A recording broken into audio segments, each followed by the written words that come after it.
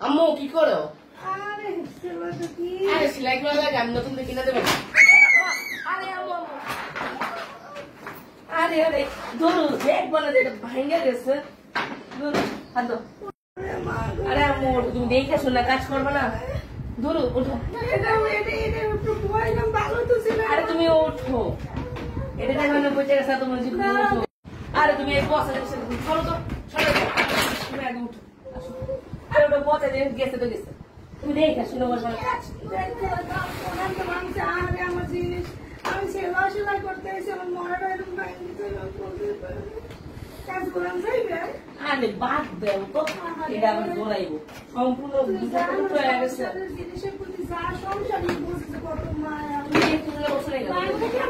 একটু আগে তো শর্টটা দিতে সামনে দিয়ে শর্ট কেমনে বাঁচতে দেখি।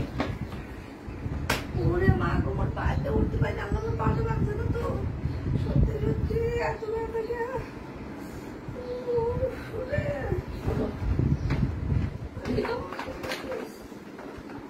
আরে ভাঙা জিনিস ভাঙা যাবে, দিয়ে দেবো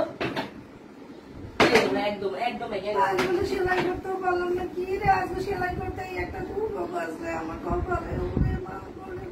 আল্লাহ ডাক্তার কাছে যাইতে হবে কিনা জানি না, আজকে অনেক ব্যথা পেলাম সেলাইটা সেলাই করতে আসে। পুরো পা ফুলে কি অবস্থা হয়েছে।